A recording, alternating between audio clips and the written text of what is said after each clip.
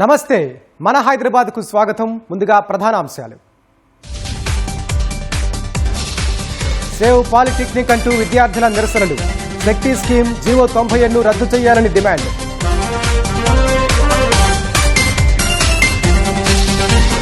"22A బాధితులకు అండగా ఉంటామన్న హరీష్ రావు. బాధ్యతగా పొంగులేటిని బర్తరఫ్ చేయాలని డిమాండ్. సినిమా టికెట్ల ధరలపై ప్రభుత్వం కీలక ఉత్తర్వులు. సింగిల్ థియేటర్లు, మల్టీప్లెక్స్ల్లో నిర్దిష్ట ధరల ఖరారు. మురికి కూపంగా మారిన అడిక్మెట్ కాలనీలు. డ్రైనేజీ లీకేజీలు, దుర్వాసనతో ప్రజలకు తప్పని ఇబ్బందులు. భారీ సైబర్ క్రైమ్ను ఛేదించిన హైదరాబాద్ పోలీసులు. 10 రోజుల్లోనే నిందితుడి అరెస్ట్, బాధితుడికి కోటి రీఫండ్. గచ్చిబౌలిలో భారీ డ్రగ్స్ రాకెట్ గుట్టురట్టు. 3 పెడ్లర్లు, 16 మంది వినియోగదారులు అరెస్టు.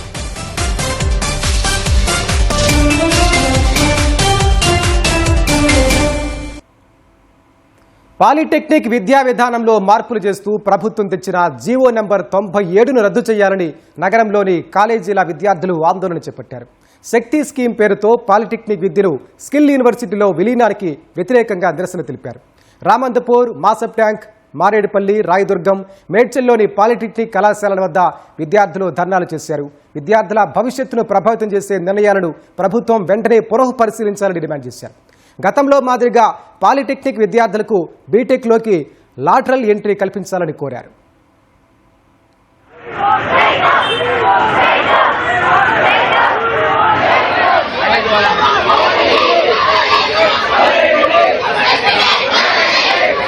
శక్తి విధానానికి వ్యతిరేకంగా హైదరాబాద్లోని మాసప్ ట్యాంక్, రామంతపూర్, మారేడుపల్లి, రాయదుర్గం, మేడ్చల్లోని పాలిటెక్నిక్ కళాశాల విద్యార్థులు ఆందోళన బాటపట్టారు. జీవో 97తో పాలిటెక్నిక్ కాలేజీలను స్కిల్ యూనివర్సిటీలో విలీనం చేయడాన్ని నిరసిస్తూ ర్యాలీ నిర్వహించారు. ప్రభుత్వానికి వ్యతిరేకంగా నినాదాలు చేశారు. లక్షలాది విద్యార్థుల్ని ప్రభావితం చేసే ఈ నిర్ణయాన్ని ప్రభుత్వం వెనక్కి తీసుకోవాలని డిమాండ్ చేశారు.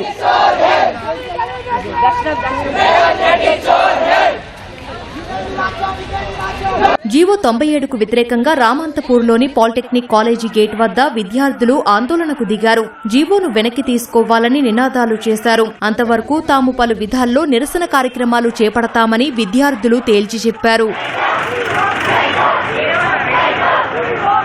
శక్తి స్కీమ్ అనేది కొత్తగా మాకు ఇంప్లిమెంట్ చేయడం ట్రై చేస్తుర్రు. అది ఎందుకు, అసలు దాని గురించి ఏంది, శక్తి స్కీమ్ అనేది ఏంది, young India skill university scheme అంటే ఏంది, మాకు క్లారిఫికేషన్ అనేది పక్కా కావాలి. ఎందుకోసం అంటే ఆ శక్తి స్కీమ్ లా మాకు లాటరల్ ఎంట్రీ లేదు, బీటెక్ లా అని ఉంది. మేము యాక్చువల్ డిప్లొమా 3 years చేస్తాం. 3 years చేసిన తర్వాత మాకు బీటెక్ సెకండ్ ఇయర్ ఎంట్రీ, మాకు స్పెషల్ మెరిసీ సీట్ అనేవి ఉండవంట. లాటరల్ ఎంట్రీ సీట్ అనేవి రిజర్వేషన్ ఇయ్యనని ఆ బిల్లా ఉంది. సార్ ఇప్పుడు మేము ఇంజనీరింగ్ వచ్చింది, ఫస్ట్ మేము 3 years చేద్దామని వచ్చినాం సార్. 3 years చేసిన తర్వాత మేము సెకండ్ ఇయర్ లో మేము ఎంట్రీ తీసుకుందాం అనుకున్నాం సార్ బీటెక్ లా. అది కూడా కుదరలేదు, అది తీసేసిర్రు. దాని తర్వాతకి ఇప్పుడు ఈ ఎస్బీటెక్ ని తీసుకుపోయి శక్తిలో కలుపుతారు. అది ఒక స్కిల్ లేబర్. ఆ సర్టిఫికేట్ మాకు వద్దు, అది ప్రైవేట్ సర్టిఫికేట్ వస్తుంది. మాకు గవర్నమెంట్ సర్టిఫికేట్ కావాలి. మేము గవర్నమెంట్ వచ్చి చదువుకుంది మాకు కావాలి. మమ్మల్ని ఎవరు అడగకుండా వాళ్ళే డిసిజన్స్ తీసుకుంటే మా ఎడ్యుకేషన్ ఖరాబ్ అవుతుంది కదా సార్. ఇప్పుడు 2 years వేస్ట్ మాకు. తర్వాత ఇప్పుడు మాకు బీటెక్ ఉండదు. ఇప్పుడు మళ్ళీ మేము బీటెక్ చేయాలంటే 2 years వేస్ట్ చేసుకుని ఐటీఐకి పోయి దాని తర్వాత చేయాలంట. అంటే మేమేం చేసుకోవాలి సార్? 2 years వేస్ట్ కదా. అదేదో స్టార్టింగ్ నుంచే చెప్తే మేము డిప్లొమాకే రాకపోతుండే. ఇప్పుడు దీన్ని ప్రైవేట్ ఇన్స్టిట్యూట్ చేస్తారంట. శక్తి అనేది ఒక ప్రైవేట్ స్కీమ్. మాకేం లేకనే మేము గవర్నమెంట్ కి వచ్చినాం. ఇప్పుడు ప్రైవేట్ చేస్తా అంటే మేము ఎటు పోవాలి?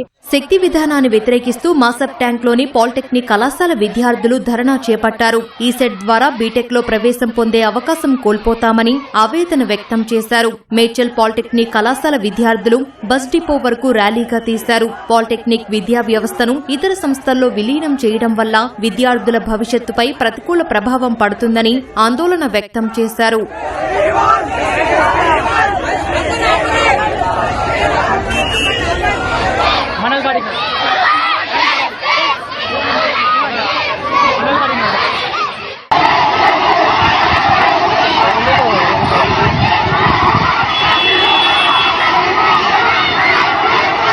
మారేడుపల్లిలోని పాలిటెక్నిక్ కాలేజీ ప్రాంగణంలో విద్యార్థులు బైఠాయించి నిరసన తెలిపారు. డిప్లొమా చదివే విద్యార్థులకు శక్తి విధానం అమలు చేస్తే భవిష్యత్తులో ఉన్నత చదువులు చదివేందుకు ఆస్కారం ఉండదన్నారు. చిన్న ఉద్యోగాలకే తాము పరిమితమయ్యే పరిస్థితి నెలకొంటుందని ఆందోళన వ్యక్తం చేశారు.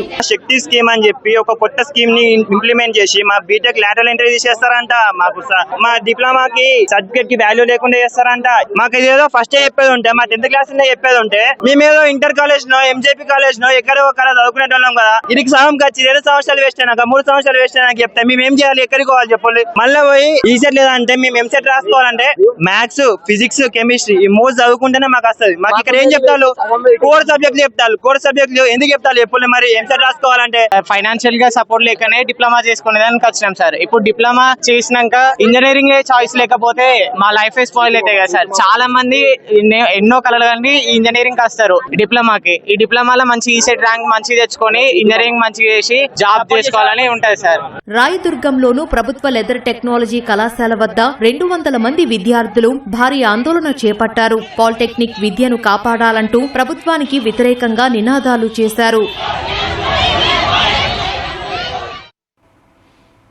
పాలిటెక్నిక్ విద్యార్థుల న్యాయమైన డిమాండ్లను ప్రభుత్వం వెంటనే పరిష్కరించాలని మాజీ మంత్రి హరీష్ రావు డిమాండ్ చేశారు.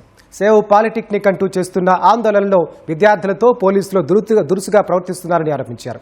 శక్తి స్కీమ్ జీవో 97ను వెంటనే రద్దు చేయాలని రోడ్డెక్కితే విద్యార్థుల గొంతు పిసికి చంపేస్తారా అని హరీష్ రావు నిలదీశారు. విద్యార్థుల పట్ల క్రూరంగా వ్యవహరించిన పోలీస్ అధికారిపై కఠిన చర్యలు తీసుకోవాలని ఎక్స్లో పేర్కొన్నారు.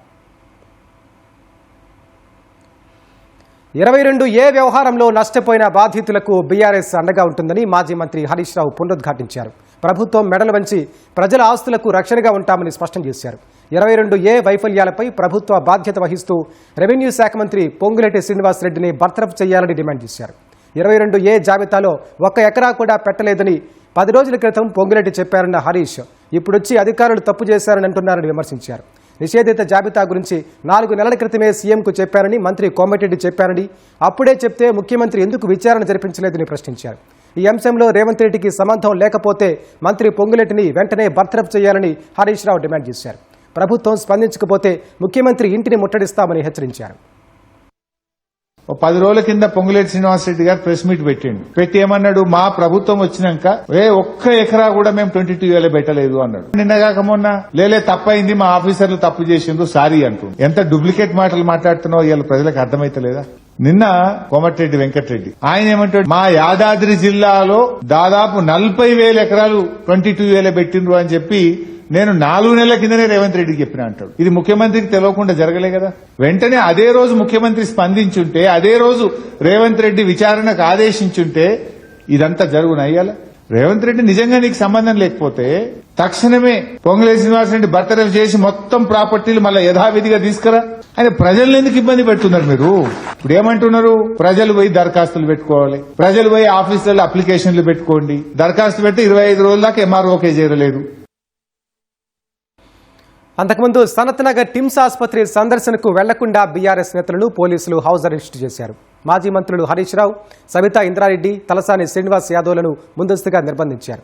కోకాపేటలోని హరీష్ రావు నివాసం వద్ద పోలీసులు భారీగా మోహరించారు. పోలీసులు హౌస్ అరెస్ట్ విషయం తెలుసుకుని ఎల్బీనగర్ ఎమ్మెల్యే సుధీర్ రెడ్డి అక్కడికి చేరుకున్నారు. సనత్ నగర్ టిమ్స్ ఆసుపత్రికి బీఆర్ఎస్ నేతలకు అనుమతి లేదని పోలీసులు అడ్డుకుంటున్నారు. పోలీసుల హౌస్ అరెస్టులను మాజీ మంత్రి హరీష్ రావు తీవ్రంగా ఖండించారు. ఆసుపత్రిలోని డొల్లతనం, ప్రభుత్వ వైఫల్యాలు బయటపడతాయని కాంగ్రెస్ ప్రభుత్వం అరెస్టులకు పాల్పడుతోందని ఆరోపించారు. బండి అడ్డం పెట్టడం అనేది మనిషి రెస్పెక్ట్ లేకుండా చేయడం.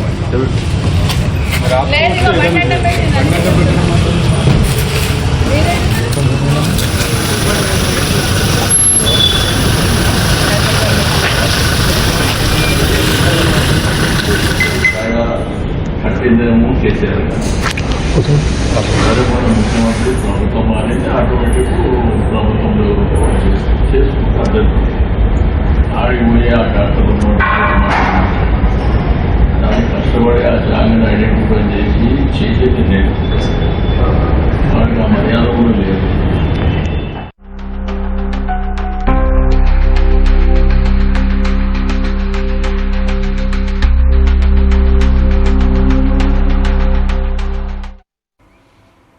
ఫీనిక్స్ సంస్థ నుంచి 15,000 కోట్ల ఆస్తుల బదలాయింపు వ్యవహారంలో తెలంగాణ రెవెన్యూ మంత్రి పొంగులేటి శ్రీనివాస్ రెడ్డి బహిరంగ చర్చకు రావాలని బీజేపీ శాసనసభాపక్ష నేత ఏలేటి మహేష్ రెడ్డి సవాల్ చేశారు.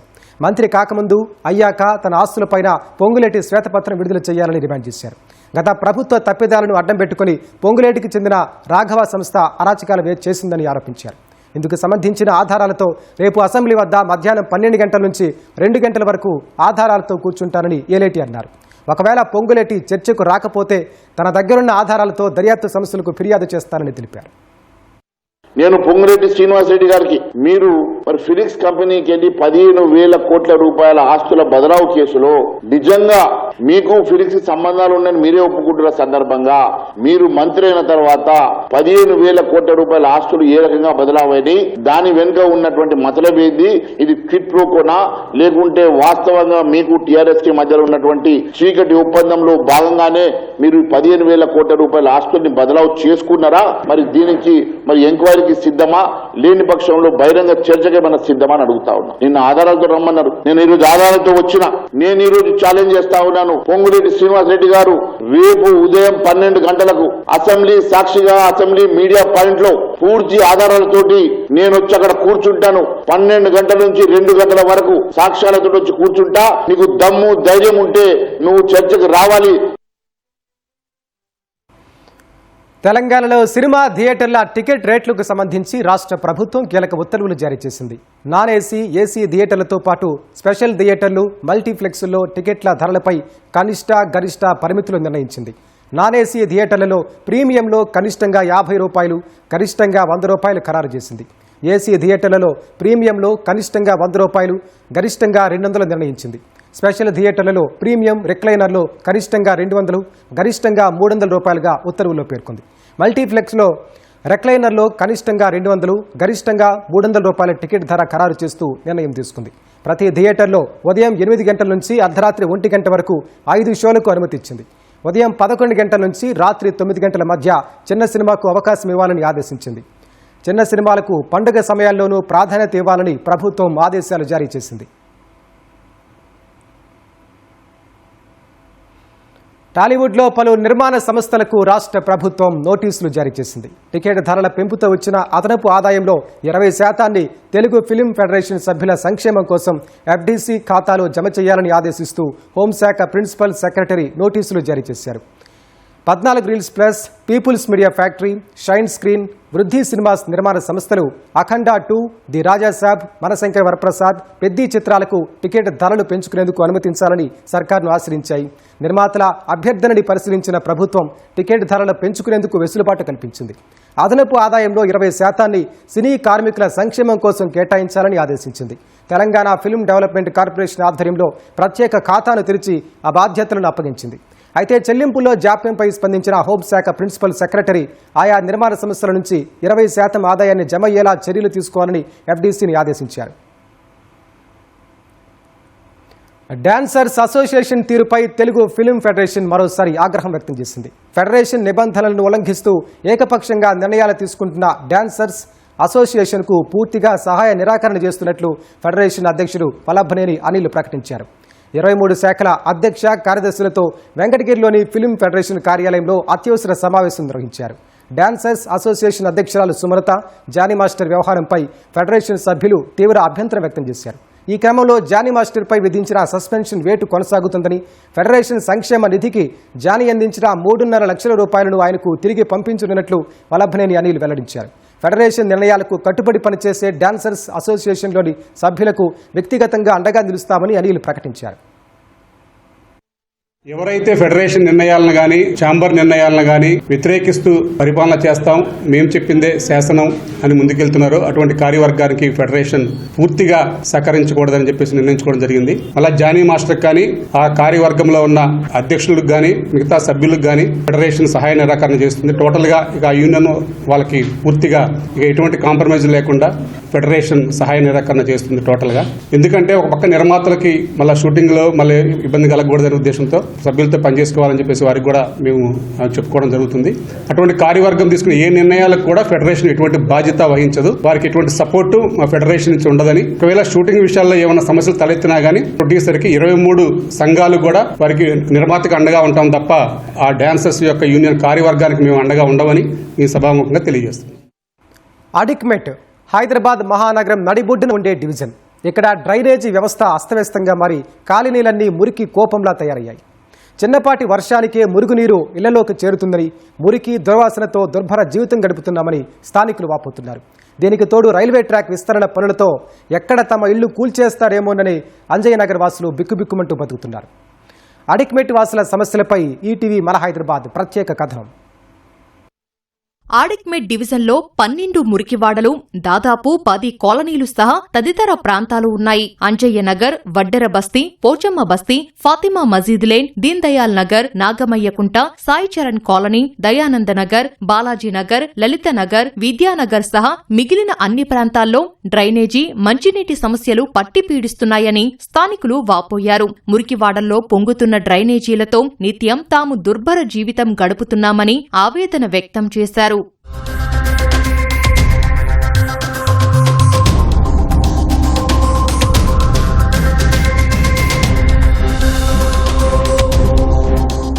పొంగుతున్న డ్రైనేజీల వల్ల మంచినీరు కలుషితమవుతుందని వాపోయారు. రోడ్లపై ఉన్న మ్యాన్హోల్స్ లోపలికి కుంగిపోవడం వల్ల వాహనదారులు తీవ్ర ఇబ్బందులకు గురవుతున్నారని స్థానికులు తెలిపారు. సమస్యలు పరిష్కరించాలని జలమండలి అధికారులకు ఎన్నిసార్లు విజ్ఞప్తి చేసినా తమ కష్టాలు ఎక్కడ వేసిన గొంగలి అక్కడే అన్న చందాగా ఉన్నాయని స్థానికులు తమ దుర్భర పరిస్థితి వెల్లడించారు. డివిజన్ లో ఉన్న ప్రధాన సమస్య ఏంటంటే ఇప్పుడు అక్కడ కాలనీ ఆల్మోస్ట్ అపార్ట్మెంట్ ఉంది, పెద్ద అపార్ట్మెంట్. దానికి సంబంధించిన మాన్యువల్ డ్రైనేజ్ లైన్ ఇక్కడ తీసుకొచ్చి కలిపారు. కానీ గవర్నమెంట్ ఏం చేసింది, వాళ్ళ దగ్గర ఆల్మోస్ట్ అమౌంట్ కలెక్ట్ చేసి ఆ మెయిన్ ప్రధాన లైన్ తీసుకెళ్లి అక్కడ కాలువలో కలపాల్సిన లైన్ని ఇక్కడ తీసుకొచ్చి ఇక్కడ కలపబట్టి ఏ చిన్న చితుకొచ్చినా ఏ చిన్నకొచ్చినా కానీ నీళ్లు ఓవర్ఫ్లో అయ్యి ఇది ఆల్మోస్ట్ డ్రైనేజ్ రామ్నగర్ గుండు మొత్తం ఇదన్నీ కూడాను డ్రైనేజ్తో కూరుకుపోయి ఉంటాయి. చిన్న చినుకు కూడాను తట్టుకునే శక్తి రోడ్లకు లేదు. డ్రైనేజ్ లేని రోడ్డే లేదు. ఎక్కడ డ్రైనేజ్ లీక్ అయినా ఇక్కడే వస్తుంది. ఇది పై నుంచి ఆ కూరగాయల మార్కెట్ దగ్గర నుంచి షురూ చేస్తే దయచేసి అధికారులు దీన్ని గుర్తించుకొని మాకు ఈ బాధ నివారణ చేయండి. 365 రోజులు డ్రైనేజ్ పొంగుతూనే ఉంటుంది. ఎవరికి కంప్లైంట్ ఇచ్చినా వాళ్ళు వస్తారు వీళ్ళు వస్తారు అంటారు. ఒకరి మీద ఒకరికి కంప్లైంట్ ఇచ్చుకుంటే వాళ్ళే తప్పించుకోవడానికి ట్రై చేస్తారు. డ్రైనేజ్ క్లీన్ చేయడానికి వచ్చిన వాళ్ళకి ఎంత రిక్వెస్ట్ చేసినా కూడా మీరు కంప్లైంట్ ఇచ్చుకోండి వాళ్ళు వస్తారు అని చెప్తారు. ఏదైనా పండగలు వచ్చినా, వినాయక చవితి వచ్చినా, బోనాలు వచ్చినా బురదలలోకి వెళ్ళి ఆ డ్రైనేజ్లో నీళ్ళకి వెళ్ళి వెళ్ళడము, హాస్పిటల్ తిరగడము, లేడీస్ చిన్నపిల్లలు స్కూల్కి పోవాలన్నా ఆ బురద దొక్కుంటూ పోవాలి. పెద్ద మనుషులు నడవలేకపోతున్నారు, బండ్లు స్కిట్ అయి పడుతున్నారు. కానీ ఎవరి సమస్య ఎవరు పట్టించుకోవడం లేదండి. మేము ఎవరితో చెప్పుకోవాలి కూడా అర్థం కావడం లే. మాకు వాటర్ రెగ్యులర్ గా రావడం మానేసింది. వచ్చే వాటర్ కూడా తక్కువ వస్తుంది, ప్రెషర్ ఉండట్లేదు.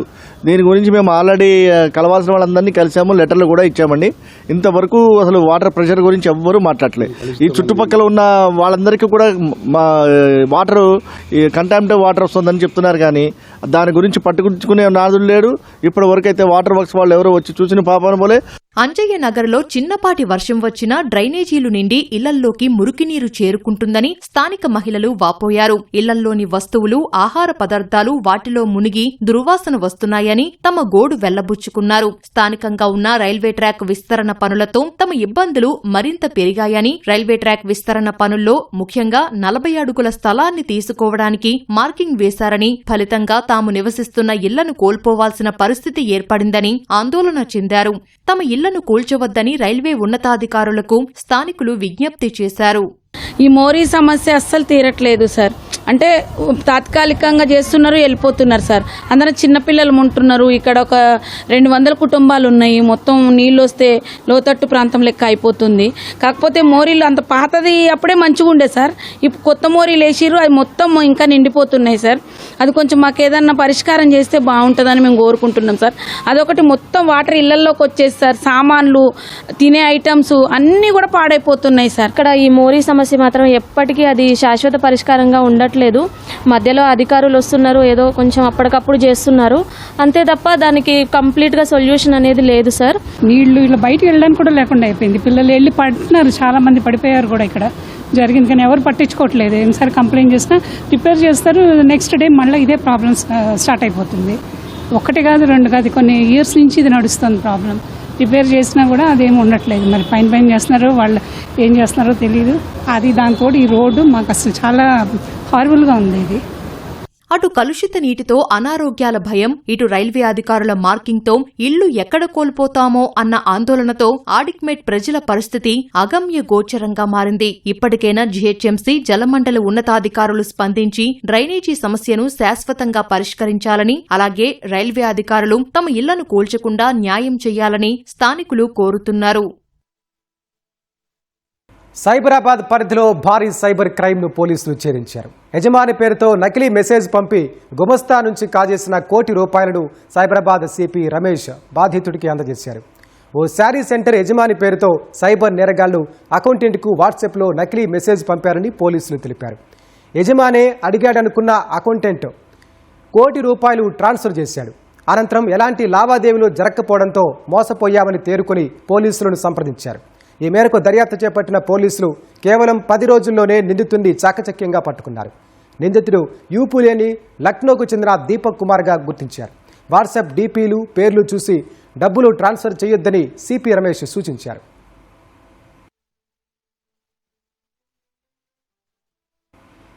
సైబరాబాద్ పరిధిలో భారీ డ్రగ్స్ రాకెట్ను పోలీసులు ఛేదించారు. గచ్చిబౌలి ఎస్ఓటీ స్థానిక పోలీసులు సంయుక్తంగా జరిపిన ఆపరేషన్లో 3 ప్రధాన డ్రగ్ పెడ్లర్లతో పాటు 16 మంది వినియోగదారులను అరెస్టు చేశారు. వారి వద్ద నుంచి సుమారు 16,40,000 విలువైన ఎండిఎంఏ, ఓజీ కుష్ గంజాయిని స్వాధీనం చేసుకున్నారు. గచ్చిబౌలి పోలీస్ స్టేషన్ పరిధిలోని వట్టినాగులపల్లిలో ఈ నెల 11న డ్రగ్స్ విక్రయిస్తున్న యశ్వంత్ సాయి షణ్ముఖ్ అనే పెడ్లర్ని పోలీసులు తొలుత అదుపులోకి తీసుకున్నారు. అతన్ని విచారించగా ఆ డ్రగ్స్ మూలాలు బెంగళూరు, కేరళలో ఉన్నట్లు తేలింది. యశ్వంత్ ఇచ్చిన సమాచారంతో రంగంలోకి దిగిన ప్రత్యేక పోలీస్ బృందాలు 18న కేరళలోని త్రిశూర్లో రజల్ అబ్దుల్ గపూర్ను అరెస్టు చేశాయి. ఓ నైజీరియన్ వద్ద నుంచి అతను డ్రగ్స్ తెచ్చినట్లు విచారణలో తేలింది. బెంగళూరులో నవీనా అనే మహిళ పెడ్లర్ను అరెస్టు చేసిన పోలీసులు ఆమె ఇంట్లో భారీగా డ్రగ్స్ స్వాధీనం చేసుకున్నారు. కేరళలో ఉండే స్నేహితుడు అనేశ్వర ద్వారా డ్రగ్స్ సేకరించి విక్రయిస్తున్నట్లు నిందితురాలు నవీనా అంగీకరించింది. ఆ కేసులో ప్రధాన పెడ్లర్తో పాటు వారి వద్ద డ్రగ్స్ కొనుగోలు చేస్తున్న 16 మంది వినియోగదారులను అదుపులోకి తీసుకుని వారందరిపై కేసులు నమోదు చేశారు. డ్రగ్స్ నెట్వర్క్పై దర్యాప్తు మరింత ముమ్మరంగా కొనసాగుతోందని శేరలింగంపల్లి డీసీపీ శ్రీనివాస్ తెలిపారు.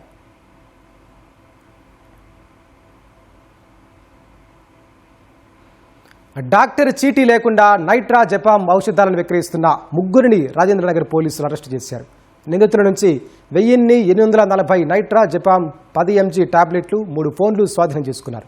ప్రధాన నిందితులు మంగర్ బస్తీకి చెందిన హతగలే రామ్ జానే, అత్తాపూర్కు చెందిన ఇమ్రాన్గా గుర్తించారు. నిందితులు నైట్రాజెపామ్ టాబ్లెట్లను ప్రిస్క్రిప్షన్ లేకుండా విక్రయిస్తూ భారీగా లాభాలు ఆర్జిస్తున్నట్లు పోలీసులు తెలిపారు. ఈ వ్యవహారంలో ప్రధాన సరఫరాదారులు రోహన్, కరణ్, నడే, అజయ్ పరైరీలో ఉన్నట్లు తేలింది. హైదరాబాద్ పాత బస్తీ, రాజేంద్రనగర్ పరిధిలో ఒక్కసారిగా భారీ వర్షం కురిసింది.